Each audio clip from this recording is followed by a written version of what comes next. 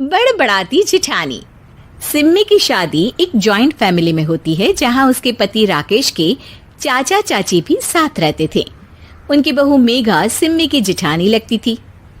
अरे मेघा, राकेश आ गया है, उसका खाना लगा दे बेटा। हाँ माँ, बस वो चेंज कर ले, मैं खाना लगा दूंगी।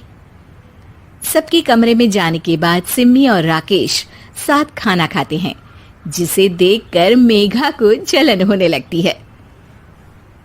अरे सिम्मी, हमारे घर में पति के साथ खाना खाने का रिवाज नहीं है, तुम्हें राकेश ने बताया नहीं क्या? सिम्मी मुस्कुराकर वहां से चली जाती है कि मेघा सिम्मी की सास के पास जाती है। अरे चाची जी, राकेश भैया तो सीधे हैं, कछु नहीं बोलते, कछु नहीं समझते, लेकिन आप तो सयानी है ना। अब देखिए, साथ बैठकर खाती है भैया के, कुछ झूठा मीठा उसका भैया के पेट में चला जाए तो सिम्मी को तो पाप लगेगा ना, पाप।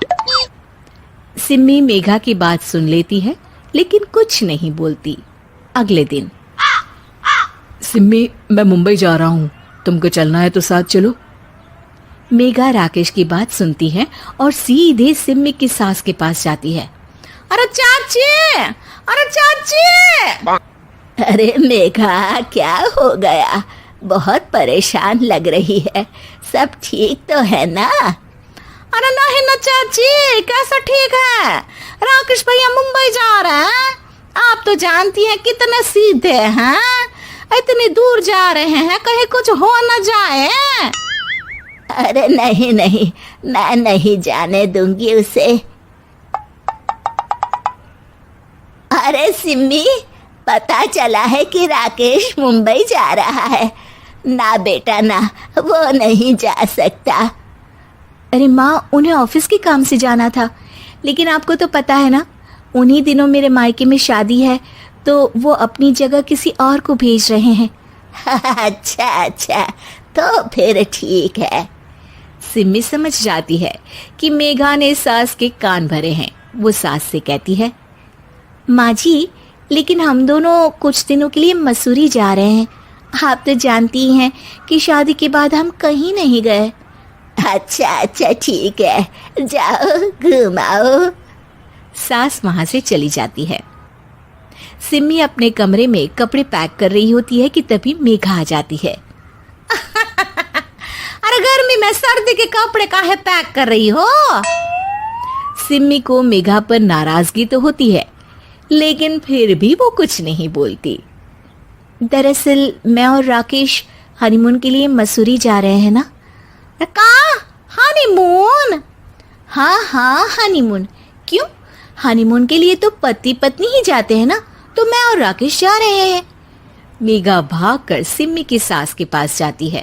अरे चाची, सच में तुम लोगों जितना सीधा परिवार तो मैंने देखा ही नहीं है। अरे अकेले भेजोगे दोनों को? मैं और सुरेश तो कभी अकेले नहीं गए। हाँ भाई, हम तो परिवार में ही अच्छे, बड़ों के बीच, ऊपर से खर्चे है भगवान। अरे चाची, पहाड़ी इलाका है, कुछ हो गया तो?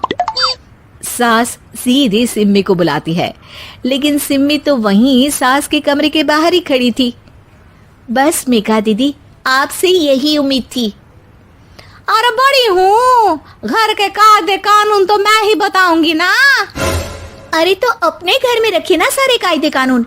आपकी सास खुद खाना बनाती है, क्योंकि आप यहाँ आकर मेरी सास के कान भरती हैं। आपका पति हमेशा खुद खाना लेकर खाते हैं, क्योंकि आप मेरे घर में ये देखने के लिए बैठी रहती हैं कि मैंने और राकेश ने साथ खाना खाया तो खाया कैसे। मेघा दीदी, आप अपने घर और घर वालों का ख्याल रखिए। मेरे घर में ज्यादा घुसने की जरूरत नहीं है, और हाँ, मैं अपने सास और पति को संभाल लूंगी। मेघा चिल्लाती हुई वहां से चली जाती है, जिसकी आवाज सुनकर राकेश वहां आ जाता है। सिम्मी, मैंने तो तुम्हें पहले ही अपने घर का माहौल बता दिया था। हाँ राकेश, तुम्हारे घर का माहौल बहुत अच्छा है, लेकिन बाहर से कुछ लोग आकर इसे खराब करना चाहते हैं, जो मैं नहीं होने दूंगी। सास सिम्मी की बात सुनकर कमरे में चली जाती है। सिमी और राकेश घूमने जाते हैं और जब वापस आते हैं तो दरवाजे में मेघा और उसके पति खड़े होते हैं, वो भी सामान लेकर। अब छोटे मर्यादा तोड़कर घूम रहे हैं तो हम काहे नहीं। अरे भाभी, तो आपको किसने मना किया है? वैसे भी 4 दिन की जिंदगी है, दूसरों के घर में ताक झाक करके बिताने से अच्छा हो मौज करके ही बिताओ।